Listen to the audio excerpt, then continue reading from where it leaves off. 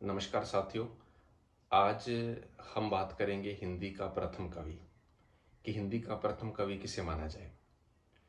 हमारे सामने अक्सर यह एक यक्ष प्रश्न उपस्थित होता है कि हिंदी का प्रथम कवि कौन है। अगर हम प्रथम इतिहासकार गार्सादा तोसी को पढ़ें या जॉर्ज ग्रियर्सन को पढ़ें तो उन्होंने कहीं भी अपने इतिहास में इस प्रश्न को उपस्थित नहीं किया है। तीसरे इतिहासकार हैं डॉक्टर शिव सिंह सेंगर। इन्होंने अपने सरोज नामक साहित्य के इतिहास में 7वीं शताब्दी में उत्पन्न पुष्य या पुण्य नामक किसी कवि को हिंदी का प्रथम कवि घोषित किया, किंतु इस कवि की हमारे समक्ष कोई रचना उपलब्ध नहीं होती है, तो ये मत भी क्या है, सिरे से खारिज हो जाता है। राहुल शंकरत्यायन जी ने 7वीं शताब्दी के कवि सरहपा को हिंदी का प्रथम कवि माना है। दरअसल सरहपा 84 सिद्धों में से एक थे। विवरण दिए जिनके आधार पर यह सिद्ध किया कि सरहपा ही हिंदी के प्रथम कवि हैं। इधर डॉक्टर गणपति चंद्र गुप्त ने हिंदी साहित्य के वैज्ञानिक इतिहास में 1184 ईस्वी के कवि शालिभद्र सूरी को हिंदी का प्रथम कवि घोषित किया है। शालिभद्र सूरी की रचना भारतेश्वर बाहुबली रास है। डॉक्टर रामकुमार वर्मा ने अपने आलोचनात्मक इतिहास में 790 ईस्वी के कवि स्वयंभू को हिंदी का प्रथम कवि माना।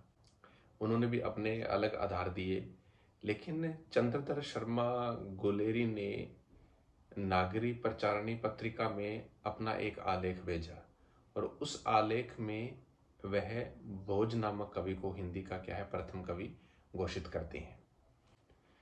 आचार्य हजारी प्रसाद द्विवेदी ने आदिकाल की सीमा 10वीं शताब्दी मानी है, अतः इस बात को मद्देनजर रखते हुए ही उन्होंने हिंदी का प्रथम कवि अब्दुल रहमान को माना है, जिनका समय 11वीं शती है। मिश्र बंधुओं ने अपने विनोद नामक ग्रंथ में पुष्य या पुण्य को हिंदी का प्रथम कवि घोषित किया। 15वीं शताब्दी के एक कवि हैं विद्यापति, जिनको डॉक्टर बच्चन सिंह ने अपने हिंदी साहित्य के दूसरे इतिहास में हिंदी का प्रथम कवि घोषित किया है।